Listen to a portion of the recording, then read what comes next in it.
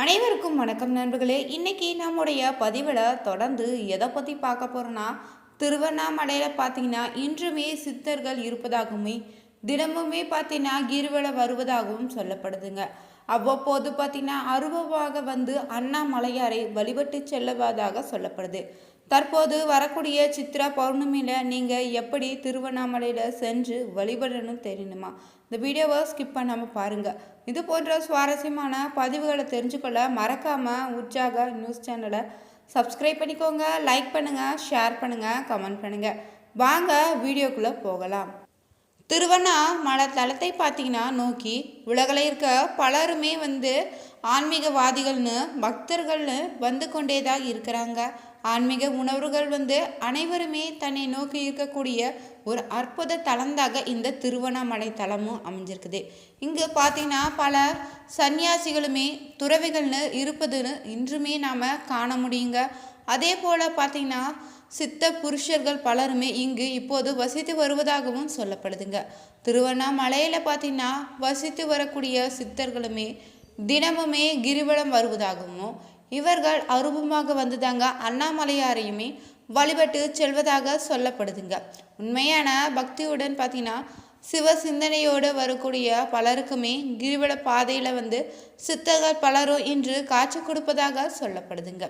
திருவண்ணாமலையில் கிரிவல பாதையில் பார்த்தீங்கன்னா ஏராளமான ஜீவ சமாதிகளும் கோவில்கள்னு குளங்கள்னு இருக்குதுங்க. திருவண்ணாமலையே சித்தர்கள் பூமி என்பாங்க.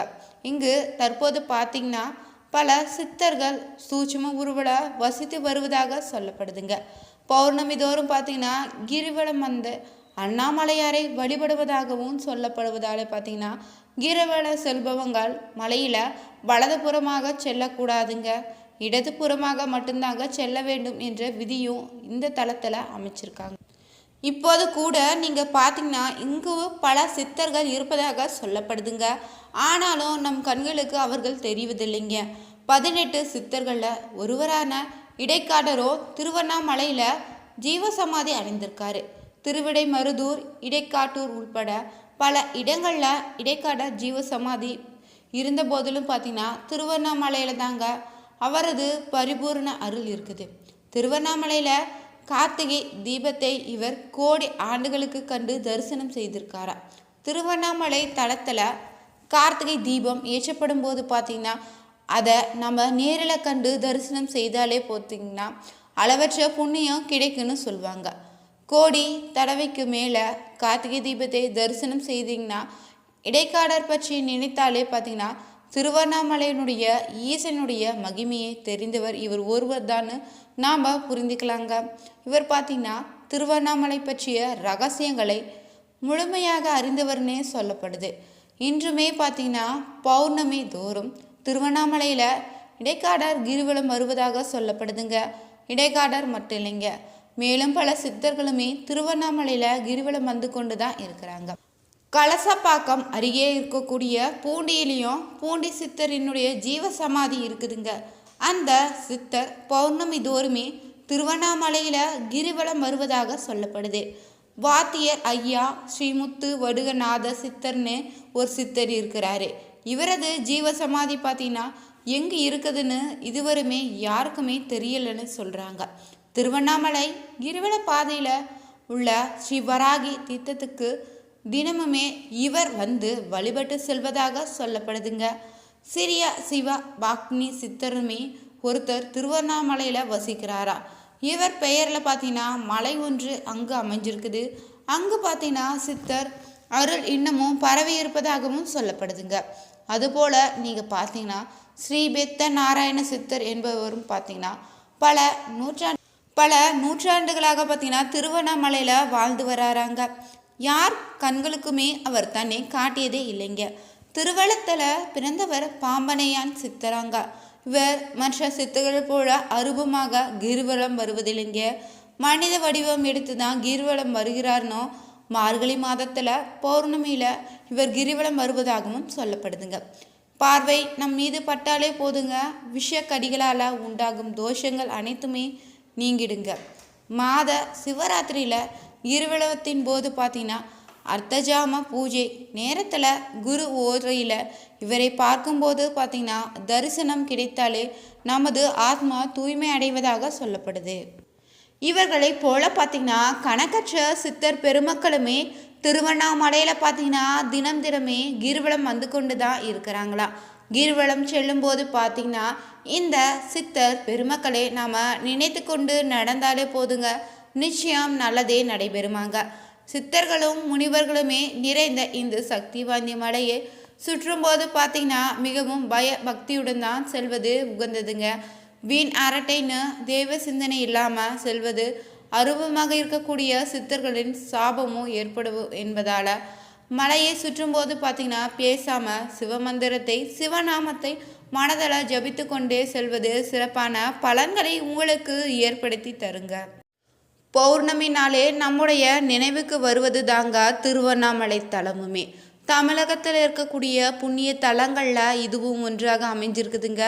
திருவண்ணாமலை அருணாச்சலேஸ்வரர் கோவில் பார்த்திங்கன்னா ஆண்டாண்டு காலமாக ஆயிரக்கணக்கான பக்தர்கள் வந்து கிரிவலம் வந்து அண்ணாமலையாரை வழிபடுவது வழக்குங்க. இங்கு சிவனே மலை வடிவமாக வீற்றிருப்பதாக நம்பிக்கையாக இருக்குதுங்க.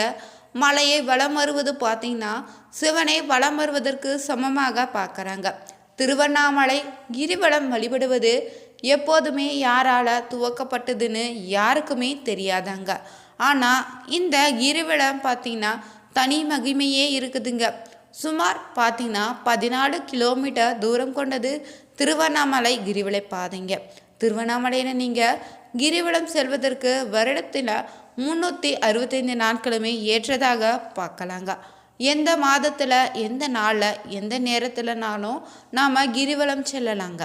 அனைத்துமே சிறப்பு வாய்ந்தவைன்னா பௌர்ணமி நாளில் தாங்க கிரிவலம் செல்வதை அதிகமானவங்க வழக்கமாக வச்சுருக்கீங்க. பௌர்ணமி கிரிவலம் மகத்துவம் வாய்ந்ததாக கருதப்படுதுங்க. பௌர்ணமி அன்று நீங்கள் திருவண்ணாமலையில் கிரிவலம் செல்வதால் பாவங்கள் நீங்கிடுங்க, முக்தி கிடைக்கும்னு சொல்லப்படுதுங்க. செல்வ நலங்கள் அனைத்துமே கிடைக்கும் என்பது திருவண்ணாமலை கோவிலுக்கு செல்வர்களுடைய நம்பிக்கையாக இருக்குதுங்க. தமிழகத்தில் இருக்கின்ற பஞ்சபூத சிவ ஆலயங்களே பார்த்திங்கன்னா அக்னி தலமாக தாங்க திருவண்ணாமலை தலமும் அமைஞ்சிருக்குது. திருவண்ணாமலையை நினைத்தாலே முக்தி தருன்னு சைவர்களுடைய நம்பிக்கையனே சொல்லலாங்க. ஆலய அருணாச்சலேஸ்வரர் வந்து உண்ணாமுலை அம்பிகையுமே தரிசிப்பது எவ்வளவு சிறப்பானதோ ஆனந்தத்தை தவிர வல்லதோ அதே அளவு பார்த்திங்கன்னா இறைவனை மனதில் நினைத்து கொண்டு இந்த மலையை நாம் கிரிவலம் வருவதால் உள்ளமோ உடலுமே நலம் பெறுமாக. கிரிவலம் செல்ல அனைத்து நாட்களுமே உகந்த தினம்னாலும் ஒவ்வொரு மாதமும் வரக்கூடிய பௌர்ணமி தினம்தான் கிரிவலம் மேற்கொள்வது அனைத்தை விட சிறப்பாக சொல்லப்படுதுங்க. திருவண்ணாமலை அருணாச்சலேஸ்வரர் கோவிலில் கிரிவல மலை சுற்றளவு பார்த்திங்கன்னா 14 கிலோமீட்டராக அமைஞ்சிருக்குது. திருவண்ணாமலை கிரிவலம் செல்லும்போது வழியில் இருக்கக்கூடிய அஷ்டலிங்கங்களை தரிசிக்கணுங்க. அஷ்டலிங்கங்களுடைய பெயர்கள் பார்த்திங்கன்னா இந்திரலிங்கம், அக்னிலிங்கம், யமலிங்கம், நீர்லிங்கம், வருணலிங்கம், வாயுலிங்கம், குபேரலிங்கம், ஈசான்ய லிங்கங்களை வழிபட்டு தாங்க கிரிவல பாதையில் நம்ம வழிபடணுங்க.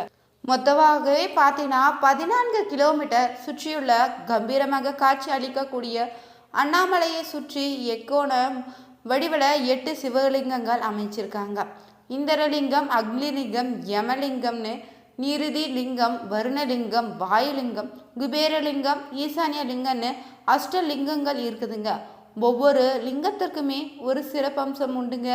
அது மட்டும் இல்லைங்க, வழியில் ஆதி அண்ணாமலைன்னு, நேர் அண்ணாமலை, சந்திர சூரிய லிங்கங்கள்னு 16 விநாயகர் கோவில்கள், 7 முருகன் கோவில்கள்னு, ஆதி காமாட்சி அம்மன்னு மொத்தமாகவே பார்த்தீங்கன்னா 99 கோவில்கள் கொண்ட ஒரு தெய்வீக கிரிவல பாதையாக இந்த ஆலயம் அமைஞ்சிருக்குது. கிரிவலம் செல்லும்போது பார்த்தீங்கன்னா எத்தனை எறும்புகளுக்கு நீங்கள் அன்னமிட்டா இல்லைன்னா இனிப்புகளை வாங்கி வைப்பதன் மூலம் பார்த்தீங்கன்னா உங்களுக்கு பெரும் புண்ணியம் உண்டாகுங்க. எத்தனை 1000 எறும்புகள் உண்கிறதோ அந்த அளவுக்கு நீங்கள் 1000 உயிர்களுக்கு உணவிட்ட புண்ணியம் உங்களுக்கு கிடைக்குங்க.